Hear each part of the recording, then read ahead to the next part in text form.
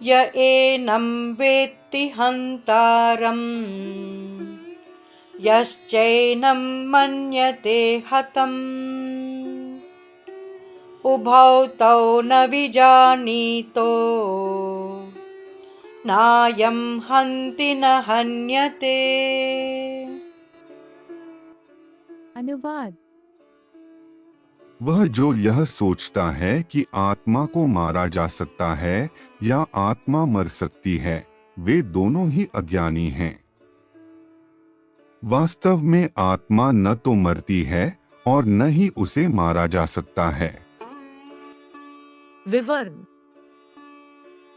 मृत्यु का भ्रम हमारे भीतर इसलिए उत्पन्न होता है क्योंकि हम स्वयं को शरीर मानते हैं। रामचरितमानस में इसे निम्न प्रकार से व्यक्त किया गया है। जौ सपने सिर काटे कोई, बिनु जागे न दूरी दुख होई। यदि हम स्वप्न में यह देखते हैं कि हमारे सिर पर चोट लगी है, तब हमें उस समय तक पीड़ा का अनुभव होता है जब तक हम स्वप्नावस्था से जाग नहीं जाते। स्वप्न में घटित वह घटना एक भ्रम के समान होती है, किंतु हमें तब तक पीड़ा सहन करनी पड़ती है जब तक हम नींद से जाग नहीं जाते और हमारा भ्रम टूट नहीं जाता। इस प्रकार से यह भ्रम होना कि हम शरीर हैं, इसी कारण से हमें मृत्यु से भय लगता है। वे आत्मज्ञानी जिनका शरीर होने का भ्रम समाप्त हो जाता है, वे मृत्यु के भय से मुक्त हो जाते हैं। कोई यह भी कह सकता है कि यदि कोई किसी को मार नहीं सकता, तब फिर किसी की हत्या करना दंडनीय अपराध क्यों कहलाता है?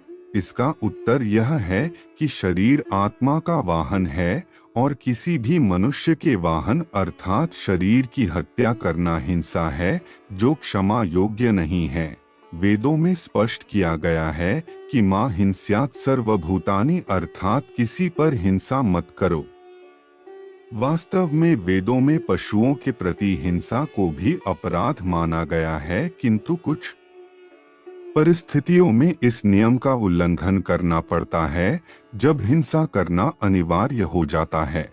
उदाहरणार्थ, जब कोई सर्प किसी को काटने लगता है या घातक हथियार से कोई किसी पर आक्रमण करता है, या जब कोई अन्यायपूर्ण ढंग से किसी की जीविका को छीन रहा हो, तब ऐसी दशा में आत्मरक्षा के लिए हिंसा को अपनाना वैध माना जाता है। वर्तमान स्थिति में अर्जुन के लिए हिंसा या अहिंसा दोनों में क्या और क्यों उचित है?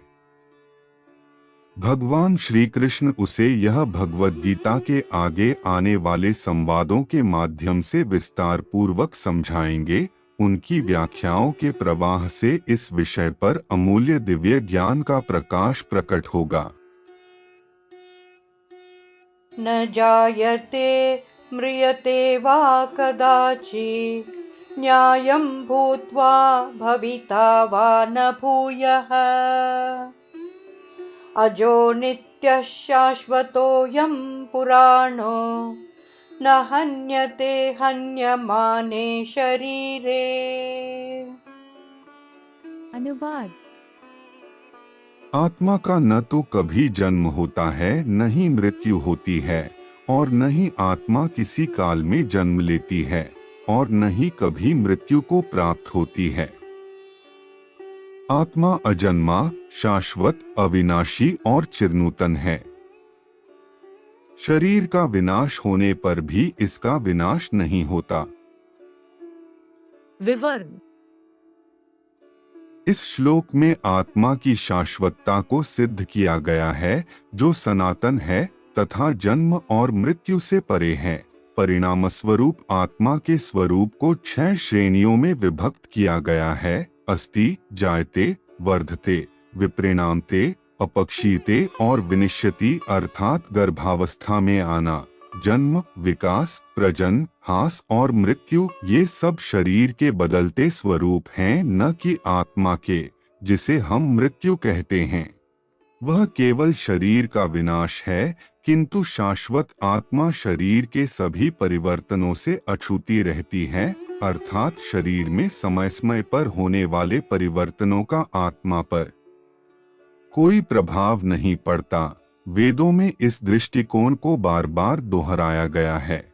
कठोपनिषद में निहित मंत्र भी लगभग गीता के उपर्युक्त श्लोक के समान उपदेश देते हैं। न जायते म्रियते वा विपश्चिन्नाय कुतश्चिन्न बभूव कश्चित् अजो नित्यः शाश्वतोऽयं पुराणो न हन्यते हन्यमाने शरीरे। कठोपनिषद 1.2.18। आत्मा का न तो जन्म होता है और न ही यह मरती है, न ही किसी से यह प्रकट होती है, न ही इससे कोई प्रकट होता है। यह अजन्मा, अविनाशी और चिरनूतन है। शरीर का विनाश हो जाने पर भी यह अविनाशी है। बृहदारण्यकोपनिषद में भी वर्णन किया गया है। सवा एष महानज आत्माजरोमृतो भ्यो। बृहदारण्यकोपनिषद 4.4.25। आत्मा आनंदमय, अजन्मा, अविनाशी, वृद्धावस्था से मुक्त, अमर और भय मुक्त है।